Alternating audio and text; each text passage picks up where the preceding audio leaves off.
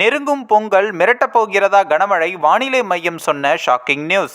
வடகிழக்கு பருவமழையால் தமிழகம் முழுவதும் கனமழை. பொங்கல் தினத்தில் மழை பெய்யுமா என்பது குறித்து சென்னை வானிலை ஆய்வு மையம் தகவலும் வெளியிட்டுள்ளது.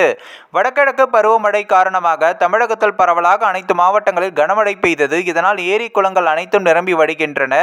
இந்நிலையில் பொங்கல் பண்டிகைக்கு பிறகுதான் வடகிழக்கு பருவமழை முடியும் என வானிலை மையம் தெரிவித்திருந்த நிலையில் பொங்கல் தினத்தில் மழை இருக்கா இல்லையா என்பது குறித்து சென்னை வானிலை ஆய்வு மையம் முக்கிய தகவலையும் தெரிவித்துள்ளது.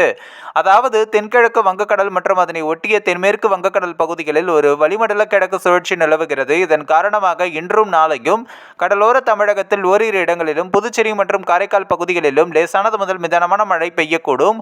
உள் தமிழகத்தில் பொதுவான வறண்ட வானிலை நிலவக்கூடும். பொதுவாக காலை வேளையில் லேசான பனிமூட்டம் காணப்படும் என்றும் கூறியுள்ளது.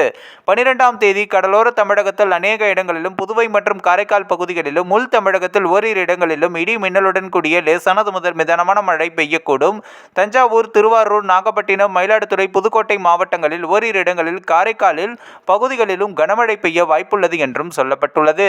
13ஆம் தேதி ஒரு சில இடங்களிலும் புதுவை மற்றும் காரைக்கால் பகுதிகளிலும் இடி மின்னலுடன் கூடிய லேசானது முதல் மிதமான மழை பெய்யக்கூடும். 14 மற்றும் 15 ஆகிய தேதிகளில் தென் தமிழகத்தில் ஒரு சில இடங்களிலும், வட தமிழகத்தில் ஓரிரு இடங்களிலும், புதுவை மற்றும் காரைக்கால் பகுதிகளிலும் இடி மின்னலுடன் கூடிய லேசானது முதல் மிதமான மழை பெய்யக்கூடும் என்று வானிலை மையம் தெரிவித்துள்ளது. சென்னை மற்றும் புறநகர் பகுதிகளில் நாளை வானம் ஓரளவு மேகமூட்டத்துடன் காணப்படும் என்றும் நகரின் ஒரு சில பகுதிகளில் லேசான மழை பெய்ய வாய்ப்புள்ளது. காலை வேளையில் பொதுவாக லேசான பனிமூட்டம் காணப்படும். அதிகபட்ச வெப்பநிலை 29 30 டிகிரி செல்சியஸை ஒட்டியும் குறைந்தபட்ச வெப்பநிலை 22 டிகிரி செல்சியஸை ஒட்டியும் இருக்கக்கூடும் என்று கணிக்கப்பட்டுள்ளது என வானிலை மையம் கணித்துள்ளது.